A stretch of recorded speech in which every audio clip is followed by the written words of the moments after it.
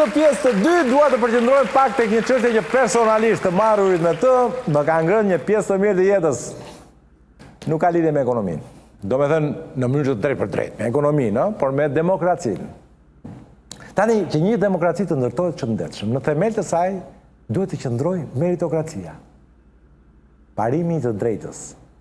Në krye të çdo vendi demokratik që rritet shëndetshëm, janë ca njerëz që e meritojnë të jenë aty ku janë, në krye të vendit. Dhe si përcaktohet se kush e meriton të jetë në krye të vendit dhe kush jo. Demokracia ka vetëm një vegël për këtë çështje. Është gara. Gara e pastër, gara e ndershme. Demokracia pra, tregu i lirë politik, ashtu si tregu i lirë ekonomik, garën e ka gurin e vetë të themelit. Pa garë nuk ka treg të lirë. Ka treg të kapur, treg të shtrënguar, treg të manipuluar, treg të blokuar, por vetëm treg të lirë nuk ka. Pse? Sepse gara është themeli i tregut të lirë. Dhe vetëmi instrument që siguron procesin është gara. Pse ndodh progresi në shkencë, në teknologji, në inxhinjeri, në bujqësi, në turizëm, në industri? Sepse dikush dëshiron të fitojë garën e tregut. Të gjitha shpiket e bëra në çdo fushë të shkencës kanë pasur si piknisje nevojën e dikujt, të një individi apo një kompanie për të fituar garën, për të qenë një hap përpara konkurrencës. Nëse ti zhvillohesh më shumë se rivali yt ti fiton. Në garën e tregut të lirë, gjithkush përdor gjithë kapacitetin e vet për të qenë një hap përpara të tjerëve. Dhe kur të gjithë përdorin gjithë potencialin e tyre, shoqëria progreson. E njëjta gjë ndodh edhe në tregun e lirë politik. Gara është guri i themelit. Gara mes individëve që konkurrojnë me gjithë potencialin e tyre. Duke filluar që nga idet, por edhe te karakteri, karizma, artikulimi, empatia, etika, estetika e tjerë. Nëse do të fitosh me konkurrencën, duhet të kesh shumatoren më të lartë të gjithë këtyre që përmendëm më lartë. Më lartë nga të gjithë të tjerët. Por këtu lindet problemi. Gara është pika e fortë e tregut të lirë. Politik apo ekonomik. Por ajo është edhe pika e dobët e tij. Sepse tregu i lirë, qoftë ai politik apo ekonomik, humbasin identitetin e tyre kur gara nuk është e lirë. Por gara është deformuar, e shtrembëruar, e manipuluar. Dhe bashkë me identitetin, humbasin dhe benefitet që vijnë nga gara. Një treg ekonomik jo i lirë, por i kapur, i deformuar apo manipuluar, nuk prodhon progres. Vetëm stagnacion dhe shumë pabarazi. Një treg politik jo i lirë, por i deformuar, nuk prodhon demokraci. Prodhon autokraci. Pushtet të pakontrolluar, dhe pse jo? Diktaturë. Dhe kjo është dhe pika e dobët e tregut të lirë. Sepse mendjet e liga të atyre që e dinë dhe që nuk nga dhe njejnë do të në një garë të pastër, do të munojnë gjithmonë të manipulojnë garën. Truku i vjetës a njerëzimi tregon që kur nuk fiton do të garën, prish garën. Dhe kjo ka ndodhur në Shqipëri. Po e shtroj pak më tej. Nuk ka qytetar të Republikës së Shqipërisë që nuk është familjar me shprehjen zgjedhje të lira dhe të ndeshme. Çfarë koka me këtë? Kjo shprehje është kaq e zakonshme, saqë tashmë ka hyrë në fjalor si një tof fjalësh i vetëm. Në verbin politik të ditës, ne përmendim zgjedhjet e lira dhe të ndeshme si një njësi unitare, por nuk është ashtu. Zgjedhjet e lira janë një gjë, dhe zgjedhjet e ndeshme janë një gjë tjetër. Natyrisht ne të kemi një garë të pastër, që prodhon demokraci të vërtet, duhet që zgjedhjet të jenë dhe të lira, por edhe të ndeshme. Po kjo nuk do të thotë se ato janë e njëjta gjë të dyja bashkë. Zgjedhjet e lira kanë të bëjnë me lirinë e çdo individi për të vendosur bazuar vetëm mbi vlerësimin e tij objektiv, jashtë deformimit që vjen nga presioni, kërcënimi apo joshja e palishme. Dhe ne i japim shumë zë pikërisht këtij koncepti. Më saktë është i vetmi koncept që merr zë publik sa herë që pritet në zgjedhje. Zgjedhjet u blenë, administrata u kërcënua, qytetarët u shantazhuan nga bandat, u përdorën legalizimet, bonusit pensionistëve. Këto janë pak a shumë pjesa determinante e retorikës post-elektorale në vendin tonë. Dhe të gjitha këto më shojnë tek zgjedhjet e lira. Pra që zgjedhjet kanë qenë ose jo të lira. Zgjedhjet e ndershme kërkojnë diçka tjetër komplet. Që s'ka lidhje me manipulime, mashtrime, kërcënime etj. Zgjedhjet e ndershme kërkojnë një sistem të ndershëm elektoral.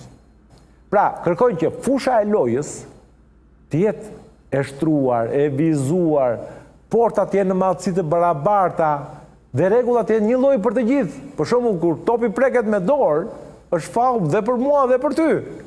Ë? Këto janë zgjedhjet e ndershme. Rregullat e lojës janë të njëjta për gjithë. Në 21 prill të vitit 2008, Parlamenti i Shqipërisë miratoi me një procedurë rufe disa ndryshime kushtetuese, që fare mirë mund të konsiderohen si atentati më i madh ndaj demokracisë. Praktikisht, çdo gjë që u ndryshua në atë kohë prodhoi vetëm dëm për demokracinë shqiptare. Dhe një ndër këto ndryshime ishte sistemi zgjedhor. Në këto ndryshime u përcaktua në kushtetut që sistemi elektoral në Shqipëri do të ishte sistemi proporcional rajonal. Në pikpamje teknike, ndarja e vendit në rajone është një nonsens total. Pse? Mjafton të shikojmë kujt vendi ju referuam për këtë sistem. Ju referuam Spanjës. Tani, Shqipëria dhe Spanja janë dy realitete etnodemografike totalisht të ndryshme.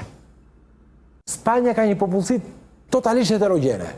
Në Spanjë jetojnë Kastilianët, Katalanët, Baskët, Galicianët, Balearët, Andaluzët, që janë popull të ndryshëm, që flasin gjuhë të ndryshme, që shpesh e urrejnë njëri tjetrin, por që janë të detyruar të jetojnë në të njëjtin shtet. Dhe me qëllim që të vendos paritet mes shumë popujve të ndryshëm, shteti spanjoll ka aplikuar një sistem elektoral proporcional rajonal, me qëllim që çdo krajinë e caktuar nga këto që përmendëm më lart, të zgjedhë përfaqësuesit e saj në parlamentin e shtetit, natyrisht bazuar në peshën që kanë në popullsinë totale të Spanjës. Dërsa Shqipëria është një popull nga jugu në veri, që flasin të njëjtën gjuhë, kanë të njëjtën prejardhje dhe kanë të njëjtën zakone. Ç'lidhje kemi ne me sistemin rajonal? Ç'lidhje kemi ne me rajonet? Nëse do ishim një shtet multietnik, pra, nëse do kishim brenda një rajon të tërë me italian, me greka, slava, ku secila nga këto etni zë peshë të lartë, mbi 10% të popullsisë po thoshim, është një shtet i madh multietnik aty brenda, natyrisht, për të ruajtur balancën në përfaqësim, do të kishim një sistem si Spanja. Pra, një sistem rajonal, por ne jemi një komunë. Nga fillimi në fund s'ka sens. Por natyrisht, siç edhe u kuptua më vonë arsyeja pse lideri i opozitës së atëshme, Edi Rama, që është kryeministi i sotshëm, arsyeja pse e propozoi këtë sistem elektoral ishte tërësisht për interesin e vet politik. Duke qenë se e kapi Sali Berishën nga fil pas tragjedisë së Gërdecit, ai e përdori këtë moment për ndryshuar rregullat e lojës në interesin e vet. Dhe tabloja u plotësua me reformën territoriale të vitit 2015. Që ta bëj pak më të qartë. Në foton më sipër kam sjell një situatë hipotetike, ku njerëzit në foto ilustrojnë votuesit. E zëm se popullsia një vendi janë këto 20 njerëz që shohim këtu. Siç e shohim dhe këtu, ne kemi 10 njerëz blu dhe 10 njerëz roz. E zëm gjithashtu se numri i deputetëve është 4. Tani, për të bërë një parantezë, kush është misioni i një sistemi elektoral? Kur një sistem elektoral quhet i ndershëm, i drejtë, teorikisht. Një sistem elektoral quhet i drejtë, kur ai përkthen sa më afër realitetit vullnetin popullor në numër përfaqësuesit. Pra, nëse një parti e caktuar ka 10% mbështetje në popull, atëherë ajo duhet të ketë 10% të vendeve të parlamentit. Nëse ka 20% të mbështetje në popull, duhet të ketë 20% në parlament. Sistemi elektoral duhet vetëm për këtë, që të përkthej sa më afër realitetit mbështetje në popull në pjesëmarrje në parlament. Nisur nga sa më sipër, në këtë situatë, duke qenë se numri pikave blu i njerëzve blu është i barabartë me numrin e njerëzve roz, atëherë mund të themi që numri i deputetëve duhet të jetë i barabartë. Janë 4 gjithsej.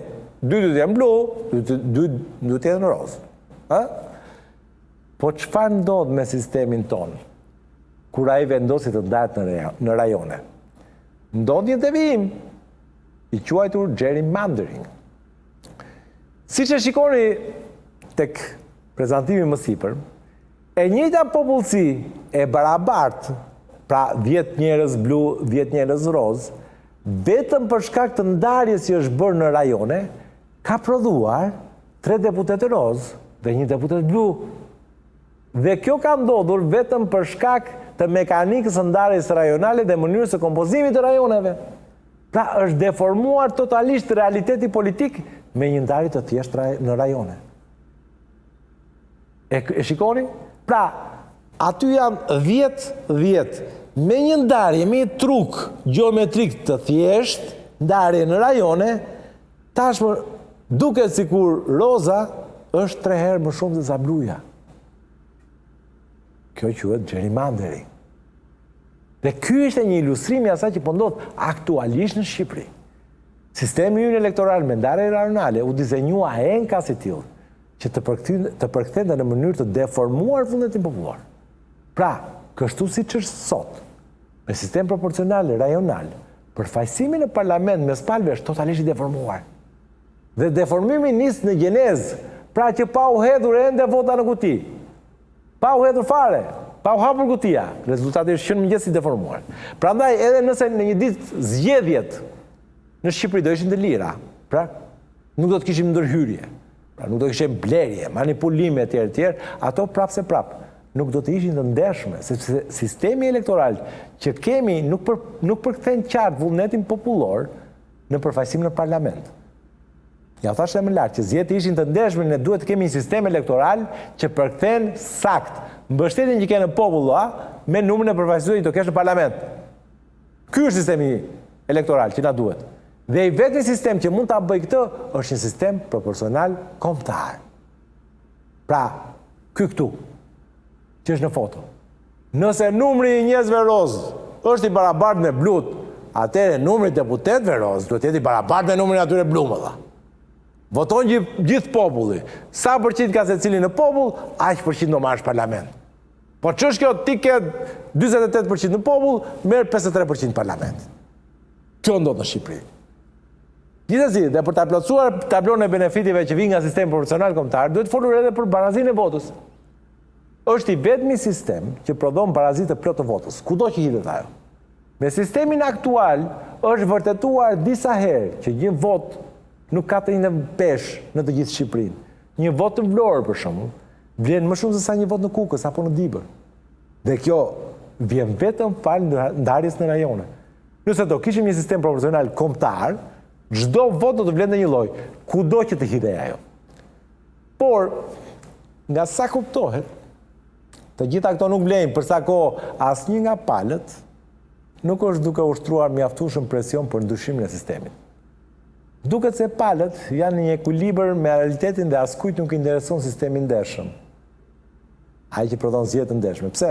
Sepse zgjedhjet e ndershme, sistemi i ndershëm do prodhonte demokraci. Po nëse do të kishim demokraci, nuk do të kishim pushtet. Sepse demokracia është antibiotiku i pushtetit të fortë. E vret, sapo ai çon kokën për te një niveli caktuar, pap demokracia e vret pushtetin e fortë. Pap.